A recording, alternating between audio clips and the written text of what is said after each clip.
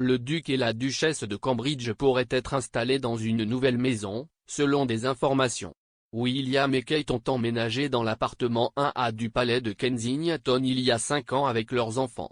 Leur résidence principale précédente était en May Hall, près du domaine Queen Sandringham, où ils passent encore de nombreux week-ends et vacances scolaires. Ils ont déménagé après que William ait cessé de travailler comme pilote d'ambulance à Norfolk, décidant plutôt de concentrer toute son attention sur ses fonctions royales. Le prince George et la princesse Charlotte sont tous deux à l'école dans la ville voisine de Battersea, tandis que le prince Louis fréquente la Wilcox Nursery, à quelques minutes du palais de Kensington. L'auteur royal Cathy Nicholl a dit OK. Magazine qu'un déménagement à Windsor est sur les cartes avec la famille se sentant un peu claustrophobe à l'heure actuelle. Madame Nicholl a détaillé une grande partie des antécédents romantiques de William et Kate dans son livre Kate, The Future Queen, y compris une rencontre maladroite avec l'une des ex-petites amies de William. Le couple s'est rencontré pour la première fois alors qu'il étudiait à l'université de St Andrews en 2001 et s'est lié d'amitié juste avant de commencer à se fréquenter en 2003. Au cours de leur deuxième année d'université, ils ont partagé un appartement avec 2 autres amis au 13 Hope Street. À ce stade, leur relation était encore largement secrète.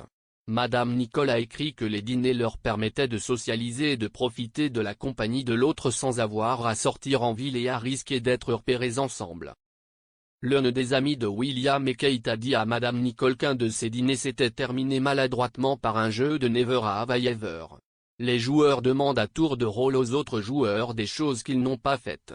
Tout joueur qui a fait cette chose doit répondre en prenant un verre. L'ex-petite amie de William, Carly Massey Birch, est venue à cette occasion particulière car elle et William étaient toujours amis.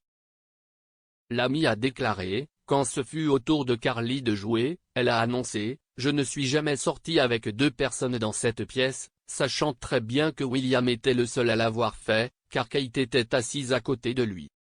Il a lancé à Carly un regard tonitruant et a dit dans sa barbe « Je ne peux pas croire que tu viens de dire ça avant de boire son coup ».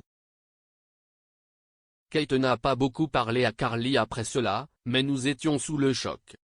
Nous savions qu'ils étaient ensemble, mais c'était la première fois que William confirmait sa relation avec Kate. Nous savions qu'ils étaient ensemble, mais c'était la première fois que William confirmait sa relation avec Kate. Carly vivait à Howard Place, une petite rue qui rejoint Hope Street. Sa proximité avait déjà quelque peu irrité Kate. L'amie a déclaré, elle pourrait littéralement faire signe à William de son salon, où elle s'assierait à tricoter près de la fenêtre, ce qui agaçait plutôt Kate. Néanmoins, la relation a continué à s'épanouir. Au cours de leur 3e et 4e année à St Andrews, ils vivaient avec 2 amis à Balgove House sur le domaine de Strathyrum. La maison était située sur un terrain magnifique, avec des hectares de pelouse et une abondance de belles fleurs. Peut-être plus important encore, cela offrait à William et Kate une intimité bien nécessaire.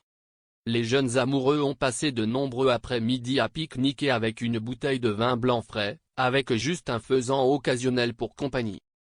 Au cours de leur 3e et 4e année à St Andrews, ils vivaient avec 2 amis à Balgove House sur le domaine de Strathyrum.